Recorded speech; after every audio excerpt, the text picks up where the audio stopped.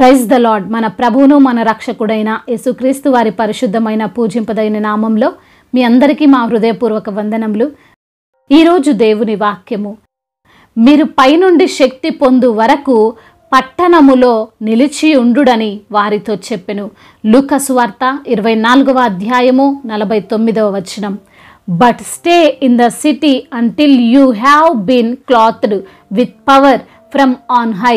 Gospel of Luke chapter 24 verse 49. ఈ రోజుకు గాను ప్రేమ కలిగిన దేవుడు మనకు అనుగ్రహించిన వాక్య భాగమును బట్టి ధ్యానించుకుందాము. ప్రభునందు ప్రియమైన సహోదరి సహోదరులారా, దేవుడు ద్వారా మనము ఆశీర్వదింపబడాలి అంటే ఆయన ఉండమన్న స్థలంలోనే మనం ఉండాలి. ఆయన చెప్పిన విధంగానే మనం నడుచుకోవాలి.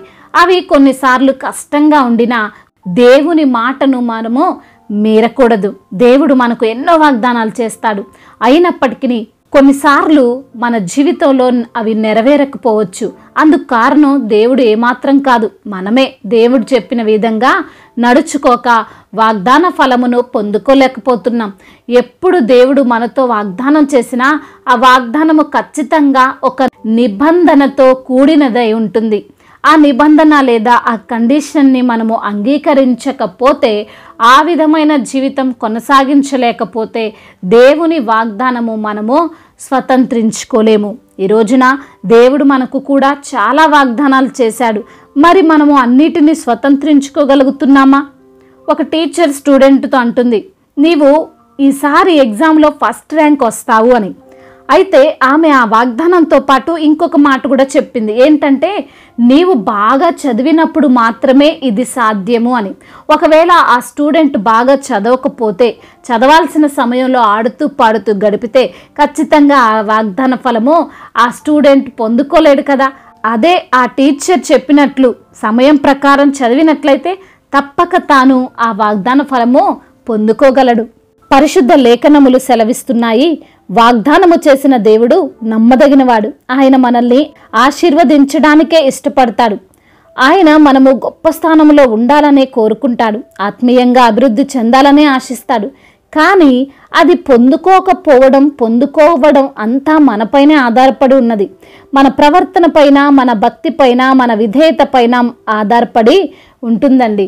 ఆ రోజున యేసుక్రీస్తు వారు కూడా శిష్యులకు వాగ్దానం చేస్తున్నాడు, మీరు పైనుండి శక్తి పొందు వరకు, అనగా పరిశుద్ధాత్మను పొందు వరకు ఈ పట్టణములోనే నిలిచి ఉండుడి అని. ఇదే మాట అపోస్తుల కార్యాల గ్రంథంలో ఇంకా సుస్పష్టంగా వ్రాయబడి ఉంది.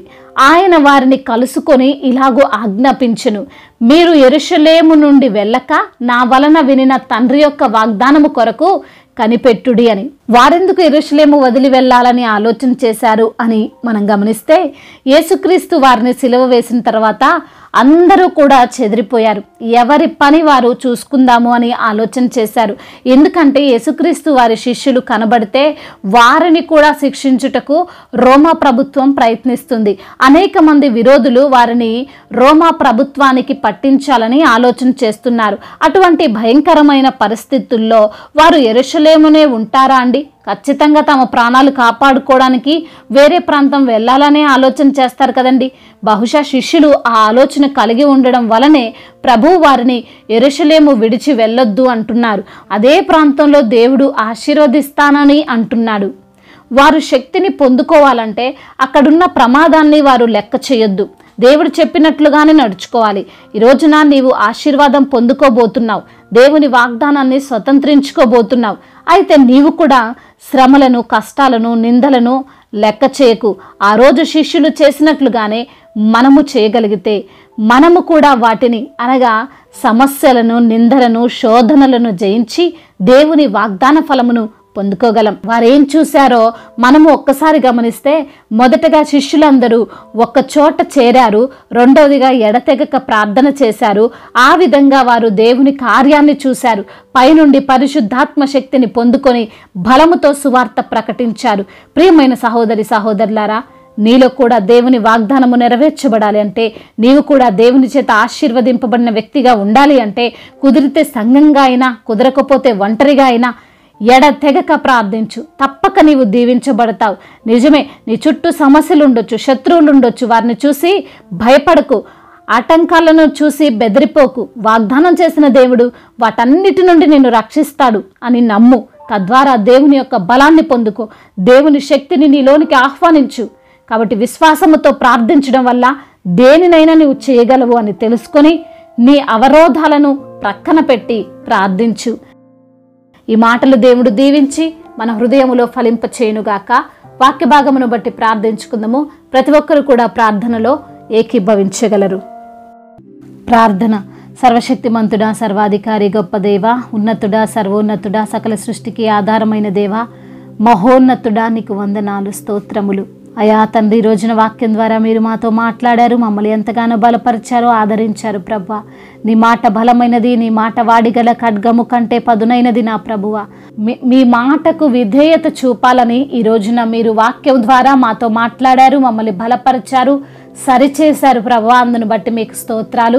మరి ఎందరైతే బిడ్డలు వాక్యము విని ప్రార్థనలో ఏకీభవిస్తున్నారో ప్రతి బిడ్డను మీరు పేరు పేరున దీవించండి అయ్యా. ఆశీర్వదించండి, బలపరచండి, మీ కృపతో నింపండి అయా. ఎల్లప్పుడూ మీ వైపు చూసి తండ్రి వారు బలము పొందుకొను రీతిగా బిడ్డలను మీరు ఆశీర్వదించండి. వచ్చిన సమస్యను బట్టి కృంగిపోకుండా, వచ్చిన శోధనను బట్టి దిగులు చెందకుండా, వచ్చినటువంటి రోగమును బట్టి ప్రభువా వారు తండ్రి నిరుత్సాహపడకుండా మీ యొక్క కృపతో నింపండి. బలమును దయచేయండి. శారీరక బలమును వారికి మీరు అనుగ్రహించండి. వారికి వచ్చిన రోగమును కొట్టివేయండి. వారు అనుభవిస్తున్న బాధను తీసివేయండి ప్రభువా. అదేవిధంగా నా ప్రభువా, ఈ రోజున ఎందరైతే బిడ్డలు బలహీనులుగా ఉన్నారో, శారీరక సమస్యలతో ఉన్నారో, ఎటువంటి రోగమును అనుభవిస్తూ ఉన్నారో, ఎటువంటి వ్యాధితో ఉన్నారో, ఎటువంటి బలహీనతతో ఉన్నారో ప్రభువా, వారికి ఉన్న బలహీనతనంతటినీ తీసివేయండి. సంపూర్ణ ఆరోగ్యం, సంపూర్ణ స్వస్థత బిడ్డలకు అనుగ్రహించండి అయా. బిడ్డలు నమ్ముతున్నారు, అపనమ్మిక వారిలో లేకుండా వారిని ప్రతి బిడ్డను మీరు స్వస్థపరచమని వేడుకుంటున్నాం అయా. మంచాన పడి ఉన్న బిడ్డలను లేవనెత్తండి, మీ కృపాహస్తము వారితో ఉంచండి. అనేకులు ఎదుట వారిని సాక్షులుగా నిలవబెట్టండి. ఆర్థిక సమస్యలు కొట్టివేయండి, అప్పుల భారాల నుండి విడిపించండి అయా. మరి తండ్రి, మీ వైపు చూసి వారు అప్పు తీర్చుకుంటకు అయా మీ జ్ఞానాన్ని వారికి ప్రసాదించండి. పని చేసుకునే సామర్థ్యం దయచేయండి. చేస్తున్న పనిలో ఆశీర్వాదాన్ని దయచేయండి ప్రభా. ఎందరైతే బిడ్డలు సంతానము లేక బాధపడుతున్నారో వారిని తండ్రి మీరు ధైర్యపరచండి, బలపరచండి. సంతానమును వారికి అనుగ్రహించండి ప్రభా. గర్భిణీ స్త్రీలను దీవించండి. తల్లి బిడ్డల క్షేమాన్ని దయచండి. డెలివరీ సమయంలో మీరు వారికి తోడుగా ఉండండి అయా. బ్లడ్ను వారికి సమకూర్చండి. తింటున్న ఆహారంలో బలమును దయచేయమని వేడుకుంటున్నాం. ఇప్పుడే పుట్టిన బిడ్డలను దీవించండి అయ్యా. అయా మీ యొక్క కృపాహస్తము బిడ్డకు తోడుగా ఉంచండి. ఎటువంటి అనారోగ్యము రాకుండా మీ కృపా కాపుదల ఆ బిడ్డ చుట్టూ ఉంచమని వేడుకుంటున్నాం. ఎందరైతే బిడ్డలు ప్రభా మరి తండ్రి చేతి పని చేసుకుంటున్నారో వారందరినీ దీవించండి. బిజినెస్ చేస్తున్న వారిని ఆశీర్వదించండి. ఇంకా ఎటువంటి వ్యాపారాలు చేస్తున్నప్పటికీ వాటన్నిటి నుండి తండ్రి ఎటువంటి నష్టము రాకుండా మీ యొక్క కృప చేత వారిని తండ్రి నింపి అయా సమృద్ధిని వారికి అనుగ్రహించమని వేడుకుంటున్నాం ప్రభువా.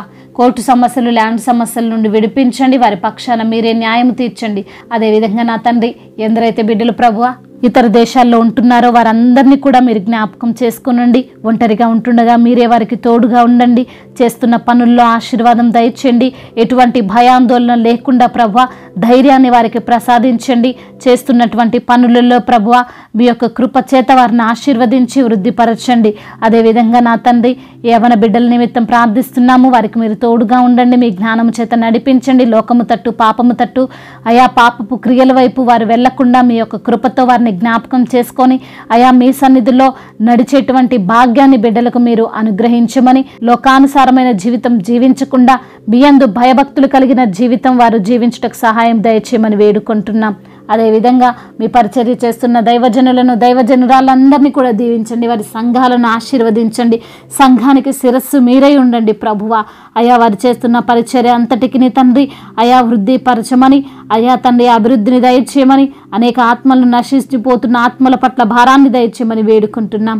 అదేవిధంగా ఇంకా ఎటువంటి సమస్యల్లో ఉన్న, ఇరుకుల్లో, ఇబ్బందుల్లో, వేదన బాధల్లో, శోధనలో ఉన్న ఆ శోధనలన్నిటి నుండి విడుదల దయచేయమని, మీ యొక్క కృపా కనికరముతో వారు తండ్రి ఆశీర్వదింపబడులాగున సహాయం దయచేయమని, అదేవిధంగా నా తండ్రి అయా దేశాన్ని, అధికారులను దీవించమని, మీ యొక్క జ్ఞానముతో వారిని నడిపించమని, మీ కృపా కనికరము వారిపై ఉంచమని వేడుకుంటూ తండ్రి ఇంతవరకు చేసిన ప్రార్థన అంతటిని మీ పాద సన్నిధిన చేర్చుకోమని, మనాథుడు సర్వశక్తిమంతుడు మా కొరకు త్వరలో రానయున్న నజరేయుడైన యేసుక్రీస్తు వారి పరిశుద్ధమైన నామంలో ఈ ప్రార్థనను అడిగి వేడుకొని పొందుకొని ఉన్నాము మా ప్రియ పరలోకపు తండ్రి.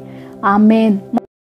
ఈరోజు పెళ్లి రోజు మరియు పుట్టినరోజు జరుపుకుంటున్న వారందరినీ కూడా దేవుడు దీవించి సకల మేలులతో ఆశీర్వాదములతో కృపాక్షేమములతో దేవుడు మిమ్మల్ని నింపునుగాక. మీ యొక్క ప్రార్థన అవసరతలను మాకు తెలియజేయగలరు. మీ కొరకు మేము తప్పక ప్రార్థిస్తాము.